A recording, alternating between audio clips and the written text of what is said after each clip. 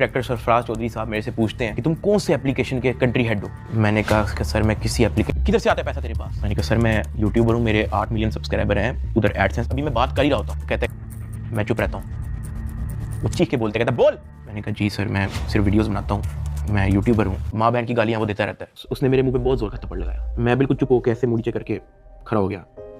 तो कहता मुंह ते कर। अभी मैंने मुंह पर किया नहीं था, वो जोर से चीख के कहता मुंह ते कर। अभी मैंने वो मुंह पर किया ही था, उसने मुझे दूसरा थप्पड़ लगाया। मैं वहाँ पे बड़ा हेल्पलेस फील कर रहा कि यार मेरे से ऐसा क्या हो गया। मैं भी सोच ही रहा था। उसने मुझे अपनी टांगे बैंड कर ली, कहता हाथ ऊपर कर। मैंने अपना हाथ ऊपर कर लिया। वो घर में एक वीडियो कॉल लगाता है जो एक बच्चा रिसीव करता है जिसकी एस्टिमेटेड तकरीबन एज होगी 7 साल। एक हाथ में सिगरेट होती है।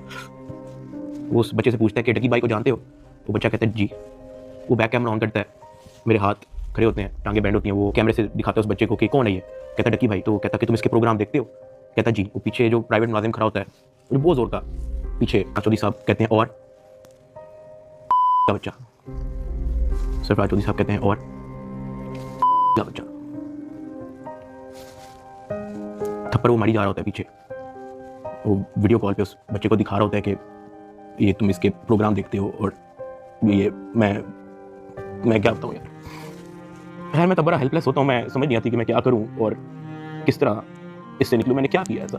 खैर वो सरफराज चौधरी कहता है कि इसको ले जाओ, इसकी तरीके से तफ्तीश करो। जबकि मैं डे 1 को आया हूँ, मैं सब कुछ मोबाइल का। मुझे एक बंदा आके दिखा दे यार। मेरा 23 दिन का रिमांड लिया मैंने, पहले 23 मिनट के अंदर उनको सब कुछ दिया। मुझे ऊपर ले गए। मेरे से एक बंदा मिलने आया हुआ था, जावा फूड्स, मेरा एक जाने वाला है जिसने हमारे घर में, जब हमारे घर में दावत थी तो उसकी केटरिंग की थी।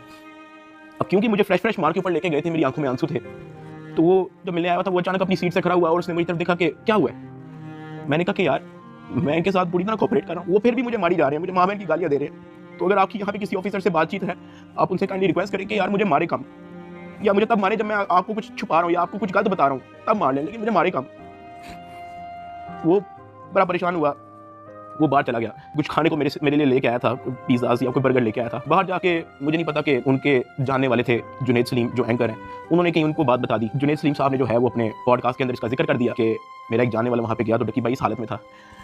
तो जुनैद सलीम साहब ने जो है वो इस चीज़ का पॉडकास्ट दे दिया। ज़ेरे हिरासत जब डकी भाई थे तो कुछ लोग उनसे मिलने गए, तो उन्होंने कहा कि आप पिज़्ज़ा खाएंगे। तो डकी भाई जवाब में उनके पाँव पड़ गया जो उनसे मिलने आए थे, और बिलक बिलक के रोने लगा और कहने लगा पिज़्ज़ा को छोड़े, उनसे कहे मुझे मारें कम। ये नहीं कहा कि मुझे ना मारें, मगर मुझे मारें कम, बहुत मार रहे हैं। जो फिर मेरे लिए अंदर प्रॉब्लम हुई, मुझे फिर इस बात पे डांट पड़ी कि मैं आगे बात आउट कर रहा हूँ। फिर मैंने फिर डिसाइड किया कि मैंने अब बोलना ही नहीं, मुझे जितना मर्जी मारे, मैंने किसी को नहीं बताना। मुझे वाला